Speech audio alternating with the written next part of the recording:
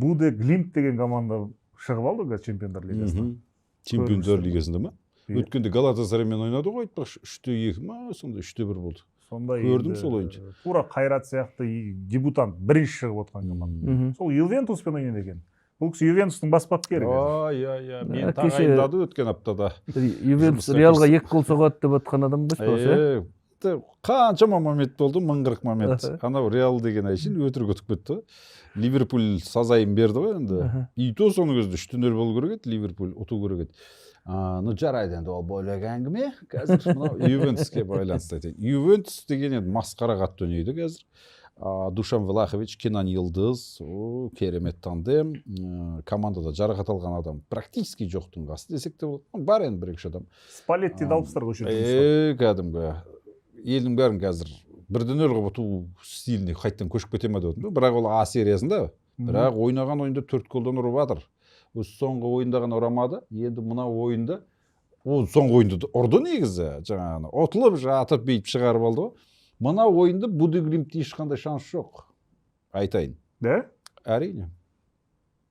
Ювентус жеңеді. Әңгімесі жоқ. Сен маған қазір қарсы шығуың мүмкін. Оны мен де біліп отырмын. Күн суық біріншіден. Жасанды алаң. Жасанды алаң. Жан-жағың бәрі қар, қырып қойып ойнай береді. Суық, анау теңіздің ызғары бар. Шым жағдай қиын өзірді негізі. Сондықтан Ювентус сәл қиналады, мынау деуің мүмкін. Бірақ олардың ана комбинациямен бит-бит ойнайтын, тактикамен ойнайтын, ол Ювентустың бас бапкері ешқандай қарсылық көрмей. Жеңіс екінші командада. Ювентуске сенемін, және Ювентустың голы да бірден көп болады. Енді бір гол таза ұрған.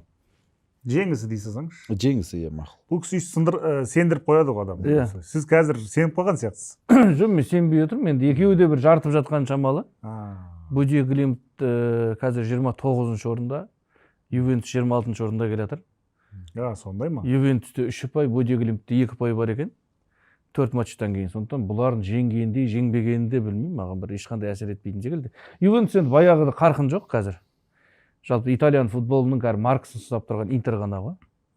Қалғандарына ешқандай сенім жоқ. Не болса да осы матчта таң қалмаймын. Мен ойымша Буде Глимт ұтылмайтын сияқты. Мен Буде Глимт гол соғады деп отырмын. Олар гол соқса, аналар да гол соғады. Олар өзінің үйінде қатты ойнайды сондай.